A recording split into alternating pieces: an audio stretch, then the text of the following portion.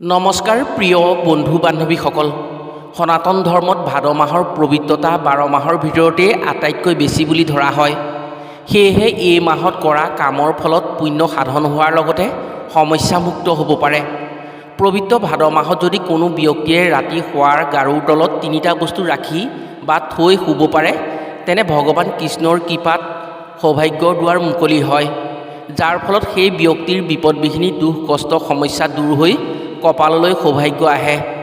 যদি ভাদ মাহত আপুনিও এই 3টা বস্তু ৰাতি শোৱাৰ গাৰুৰ তলত 3 দিন হ'লেও লৈ শুব পাৰে, তেনে আপোনাৰ জীৱনত যিমান দুখ দৰিদ্ৰতা অশান্তি গ্ৰহ নক্ষত্ৰৰ দোষ মৃতকৰ দোষ সকলো দোষৰ পৰা পৰিত্ৰাণ পাব পাৰিব। সেয়েহে ভাদ মাহত বহু মানুহে ব্ৰত উপবাস কৰে, আমিষজাতীয় খাদ্য গ্ৰহণ নকৰে। বহু মানুহে নিজৰ সুখ শান্তি কামনা কৰি দুখ কষ্টৰ পৰা মুক্তি পাবলৈ পবিত্ৰ ভাদ মাহত এই 3বিধ বস্তু নিজৰ শোৱাৰ গাৰুৰ তলত আনে নজনাকৈ ৰাখে, কিন্তু এই কথা আনক নকয়। শাস্ত্ৰমতে কোনো মহিলাই যদি ভাদ মাহত এই 3বিধ বস্তু গাৰুৰ তলত থৈ শুব পাৰে, তেনে তেওঁলোকৰ আশা পূৰণৰ লগতে সৌভাগ্যৱতী আৰু পুত্ৰৱতী হ'ব পাৰে। ভগৱান শ্ৰীকৃষ্ণৰ কৃপাত সেই মহিলাৰ সুখ শান্তি হয়। যদি পবিত্ৰ ভাদ মাহত কোনো ৰোগীয়া বা অসুখীয়া ব্যক্তিয়ে এই 3বিধ বস্তু নিজৰ শিতানত লৈ শুব পাৰে, তেনে তেওঁলোক ৰোগমুক্ত হ'ব পাৰে। আপুনি মই শুবলৈ ব্যৱহাৰ কৰা গাৰুটো সাধাৰণ বস্তু নহয়, য'ত মূৰ থৈ দিনটোৰ সকলো দুখ কষ্ট ভাগৰ পাহৰি শৰীৰক বিশ্ৰাম দিব পৰা হয়। বেদ পুৰাণ অনুসৰি মানুহৰ ভাগ্যৰ বহু কথাই ৰাতি শোৱাৰ গাৰুটোৰ ওপৰত নিৰ্ভৰ কৰে। আপুনি নিশ্চয় কোনো লোকে কোৱা শুনিছে, বহু মানুহৰ শোৱা গাৰু সলনি হ'লে তেওঁলোকৰ টোপনি নাহে। যিটো গাৰুৰ ওপৰত মূৰ থৈ শুলে মন মগজুৱে সুখ অনুভৱ কৰে, সেই শিতানৰ গাৰুটোৰ লগত ভাগ্যৰ এক পোনপটীয়া সম্পৰ্ক থাকে। ভাদ মাহ হৈছে বৈদিক আৰু ধৰ্মীয় মাহ। সেয়েহে এই মাহত ধৰ্মীয় নিয়ম নীতি মানিব পাৰিলে ঐশ্বৰিক শক্তিৰ দ্বাৰা যোগাত্মক শক্তিয়ে সুখ শান্তিত সহায় কৰে। আজিৰ ভিডিঅ'ত আমি আপোনাক জনাম, ভাদ মাহত যিমান যি কৰি হ'লেও মাহটোৰ ভিতৰত এদিন হ'লেও কোন 3টা বস্তু নিজৰ শোৱাৰ গাৰুৰ তলত ৰাখি শুব পাৰিলে সৌভাগ্যৰ দুৱাৰ মুকলি হৈ যেনেকৈ আশা কৰে তেনেকৈ ফলপ্ৰাপ্তি হ'ব পাৰে। গতিকে আপোনাৰ যদি সমস্যা বেছি, আপুনি যদি নিজৰ জীৱনৰ পৰা দুখ কষ্ট আঁতৰ কৰি সুখ শান্তি লাভ কৰাৰ আশা কৰে বা আপোনাৰ আশা পূৰণ কৰাৰ আপুনি যদি চেষ্টা কৰে, তেনে আজিৰ ভিডিঅ'টো আপোনাৰ বাবে অতি দৰকাৰী ভিডিঅ'। ভিডিঅ'টো চাই যদি সেই বস্তু 3টা এদিন হ'লেও ভাদ মাহত আপোনাৰ গাৰুৰ তলত লৈ শুব পাৰে, তেনে আপোনাৰ যিকোনো সমস্যাৰ পৰাই মুক্ত হ'ব পাৰিব। প্ৰিয় বন্ধু বান্ধৱীসকল, কথাসমূহ কোৱাৰ আগতেই আপোনাক এটি সৰু অনুৰোধ জনাওঁ। ভিডিঅ'টো যদি ভাল পায় তেনে এটা লাইক কৰাৰ লগতে কমেণ্ট বক্সত জয় শ্ৰীকৃষ্ণ বুলি লিখিবলৈ কেতিয়াও নাপাহৰিব। আৰু যদি আমাৰ চেনেললৈ প্ৰথম আহিছে, তেনে চেনেলটো ছাবস্ক্ৰাইব কৰাৰ লগতে অন্য 10জনে উপকৃত হোৱাকৈ ভিডিঅ'টো শ্বেয়াৰ কৰিবলৈ অনুৰোধ জনালোঁ। পবিত্ৰ ভাদ মাহৰ কৃষ্ণা অষ্টমীৰ তিথিতেই ভগৱান শ্ৰীকৃষ্ণৰ জন্ম হৈছিল। ভগৱান বিষ্ণুৰ 10 অৱতাৰৰ ভিতৰত আটাইতকৈ শ্ৰেষ্ঠ অৱতাৰ আৰু ভক্তৰ মনৰ আশা পূৰণ কৰা অৱতাৰটোৱেই হৈছে শ্ৰীকৃষ্ণ অৱতাৰ। সেয়েহে এই মাহৰ মহত্ব আৰু পবিত্ৰতা অধিক। ভাদ মাহতেই গুৰু দুজনাৰ তিৰুভাৱ তিথিৰ লগতে দেৱশিল্পী বিশ্বকৰ্মা দেৱৰো পূজা কৰা হয়। সনাতন ধৰ্মত ভক্তসকলে গোটেই ভাদ মাহটো ভগৱানৰ নাম শ্ৰৱণ কীৰ্তন কৰি ভগৱানক সন্তুষ্ট কৰিবলৈ চেষ্টা কৰে। শাস্ত্ৰমতে পবিত্ৰ ভাদ মাহত যদি ব্ৰত উপবাস কৰাৰ উপৰিও কিছুমান উপায় বা কিছুমান কাম কৰা হয় শুদ্ধভাৱে, তেনে সোনকালেই ফলপ্ৰাপ্তি হ'ব পাৰে ভগৱান শ্ৰীকৃষ্ণৰ কৃপাত। ভগৱান শ্ৰীকৃষ্ণৰ মতে এই মাহত তেওঁৰ নাম স্মৰণ কৰি যি কৰ্ম কৰা হয়, সেই কৰ্মৰ ফল দুগুণ প্ৰাপ্তি হয়। যদি আপুনি ভাবে আপোনাৰ জীৱনলৈ ধন অহাৰ সকলো পথ মুকলি হৈ পৰক, ধন আপোনাৰ হাতলৈ অহাৰ পিছত সেই ধন খালী হৈ নপৰক, আপোনাৰ হাতত ধন বৃদ্ধি হৈ আপুনি সমৃদ্ধিশালী হওক, তেনে আপুনি পবিত্ৰ ভাদ মাহত আপোনাৰ শোৱাৰ গাৰুৰ তলত এটা এটকীয়া মুদ্ৰা ৰাখি শুৱক। প্ৰতিদিনে আপুনি এটা এটকীয়া মুদ্ৰা ৰাখি শুৱক। ৰাতিপুৱা সেই মুদ্ৰাটো কোনো অভাৱী মানুহক দান কৰি দিয়ক, নহ'লে সেই মুদ্ৰাটো ওচৰৰ নামঘৰ বা মন্দিৰত দান দি আহক, নহ'লে সেই মুদ্ৰাটোৰে সৰু সৰু ল'ৰা ছোৱালীৰ কাৰণে কিবা খোৱা বস্তু কিনি সেই সৰু সৰু ল'ৰা ছোৱালীক দি দিয়ক। যদি প্ৰতিদিনেই এনেকৈ কৰিব পাৰে, শুক্ৰ গ্ৰহৰ কৃপা আপোনাৰ ওপৰত পৰিব। ধাৰ ঋণ ধনৰ নাটনি আদি সমস্যা শুক্ৰ গ্ৰহৰ কৃপাত নাইকিয়া হ'ব। শুক্ৰ গ্ৰহৰ বেয়া প্ৰভাৱৰ ফলতেই ধাৰ ঋণ ধনৰ নাটনি হয়। এনে কাৰ্যৰ জৰিয়তে মাতা লক্ষ্মীৰো কৃপা পাব পাৰে। আপোনাৰ জীৱনলৈ টকাই টকা আহিব, মনৰ অশান্তি দূৰ হ'ব আৰু ধনৰ সুখ হ'ব।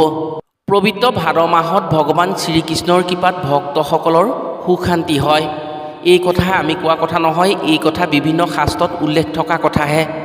যদি আপুনি বহু সমস্যাত পৰি আছে, আপোনাৰ সমস্যাই আপোনাক উন্নতি কৰিবলৈ দিয়া নাই, যিসমূহ সমস্যা আপুনি আনৰ আগত প্ৰকাশ কৰিবও নোৱাৰে, আনফালে আপুনি সমাধানৰ পথো বিচাৰি পোৱা নাই, তেনে আপুনি সেই সমস্যাৰ পৰা মুক্তি পাবলৈ আপুনি আপোনাৰ গাৰুৰ তলত ভাদ মাহত প্ৰতিদিনেই এটা চাবি ৰাখি লৈ শুৱক। যদি গাৰুৰ তলত এটা চাবি লৈ শুব পাৰে, তেনে আপুনি নিশ্চিত হ'ব পাৰে যে আপোনাৰ সমস্যাৰ সমাধান পাবই আৰু আপোনাৰ সমস্যাই কেতিয়াও জুৰুলা কৰিব নোৱাৰে। ইয়াৰ উপৰিও যদি আপুনি গুৰু গ্ৰহৰ পৰম কৃপা সদায় পাব বিচাৰে, তেনে অকণমান হালধি আপোনাৰ গাৰুৰ তলত ভাদ মাহত লৈ শুৱক প্ৰতিদিনে।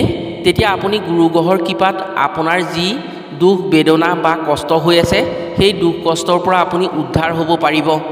যদি আপোনাৰ শত্ৰু বেছি, শত্ৰুৰ দ্বাৰা আপুনি আঘাত নাইবা দুখ কষ্ট পাই থাকিবলগীয়া হয়, বিনা কাৰণত আপুনি দোষী হ'বলগীয়া হয়, মানুহে আপোনাক অন্যায় কৰে, বেয়া চকুৰে চায়, তেনে জানিব নৱগ্ৰহৰ কেতুৰ বেয়া প্ৰভাৱ আপোনাৰ ওপৰত পৰিছে। এনে ক্ষেত্ৰত যদি পবিত্ৰ ভাদ মাহত মাত্ৰ 3 দিন 3 ফুটা নহৰু নিজৰ গাৰুৰ তলত লৈ শুব পাৰে আৰু পুৱা শুই উঠি সেই নহৰু কোনো ডাঙৰ গছৰ গুৰিত পেলাই থৈ আহিব পাৰে, তেনে আপোনাৰ ক্ষেত্ৰত যি সমস্যা হৈ আছিল সেই সমস্যা অন্ত পৰিব। নহৰু হৈছে কেতু গ্ৰহৰ কাৰক।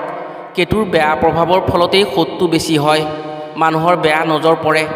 ভাদ মাহত যদি গাৰুৰ তলত নহৰু লৈ শুৱা হয়, তেনে অৱচেতন মনৰ লগত নহৰুৰ এক সংযোগ হ'ব, যাৰ ফলস্বৰূপে লাহে লাহে কেতু গ্ৰহৰ শুভ দৃষ্টি পৰিব আৰু আপুনি শত্ৰুমুক্ত হ'ব পাৰিব। ভাদ মাহত প্ৰায় সংখ্যক মানুহেই এই কাম কৰি সুফল লাভ কৰিবলৈ সক্ষম হয়। আপুনিও যদি ভাদ মাহত এই কাম কৰিব পাৰে, তেনে আপোনাৰ শত্ৰুৰ পৰা পৰিত্ৰাণ পাব পাৰিব। শত্ৰুৱে আপোনাৰ প্ৰতি ভাল ভাৱ ল'ব, কেতু গ্ৰহৰ শুভ প্ৰভাৱ পৰি শত্ৰু একেবাৰে নাইকিয়া হ'ব, ফলত আপুনি শত্ৰুৰ ক্ষেত্ৰত উপকৃত হ'ব পাৰিব। যদি আপুনি ভাবে আপোনাৰ ভাগ্য উদয় হওক, যিকোনো ক্ষেত্ৰত আপুনি সফলতা পাওক, আপোনাৰ ভাগ্যই আপোনাক সহায় কৰক, আপুনি সৌভাগ্যশালী হওক, এই পবিত্ৰ ভাদ মাহত আপুনি শোৱাৰ গাৰুৰ তলত ধাৰ্মিক বস্তু ৰাখক, যেনে ধৰক ভগৱানৰ ছবি থকা মুদ্ৰা, ওম ইত্যাদি। ভাদ মাহত আপুনি যদি নিজৰ গাৰুৰ তলত লৈ শুব পাৰে, তেনে সেই ব্যক্তিৰ সৌভাগ্য উদয় হয়, সেই ব্যক্তি ভাগ্য সৌভাগ্যশালী হয়। আপুনি কম কষ্ট কৰিয়েই সঠিক ফল পাবলৈ সক্ষম হ'ব এই কামৰ জৰিয়তে। ভাদ মাহত যিকোনো ব্যক্তিয়েই এই কাম কৰিব লাগে। এই কাম অতি সহজ কাম। নিজৰ শোৱাৰ গাৰুৰ তলত যদি ওম নাইবা কোনো ধাৰ্মিক বস্তু ৰাখি শুব পৰা হয়, তেনে ভগৱান শ্ৰীকৃষ্ণৰ কৃপাত সেই ব্যক্তিৰ ভাগ্যত থকা সকলো বাধা দূৰ হৈ পৰে। সনাতন ধৰ্মত তুলসীৰ পাত আৰু তুলসী গছ সদায় পূজনীয়। তুলসীৰ পাত ভগৱান কৃষ্ণৰ অতিকে প্ৰিয়। ভগৱান বিষ্ণুৰ যিকোনো যাগ যজ্ঞত তুলসীৰ পাত ব্যৱহাৰ নকৰিলে সেই পূজাৰ ফলপ্ৰাপ্তি নহয়। তুলসীক মা লক্ষ্মীৰ স্বৰূপৰূপে মনা হয়। বিশ্বাস কৰা হয় যে তুলসীৰ তলত ভগৱান বিষ্ণুৱে বাস কৰে। ভাদ মাহত বিষ্ণু পূজা কৰাৰ উত্তম মাহ, সেয়েহে ভক্তসকলে নামঘৰত প্ৰতিদিনেই ভগৱানৰ শ্ৰৱণ কীৰ্তন কৰে। পবিত্ৰ ভাদ মাহত যদি প্ৰতিদিনেই শোৱাৰ গাৰুৰ তলত এটি তুলসী পাত থৈ শুব পাৰে, তেনে ভগৱান বিষ্ণুৰ পৰম কৃপাৰ লগতে মাতা লক্ষ্মীৰ কৃপা পৰে, যাৰ ফলত ব্যক্তিৰ ভাগ্যৰ দুৱাৰ মুকলি হৈ ধন ঐশ্বৰ্যৰে ভৰি পৰে সেই ব্যক্তিৰ জীৱনত।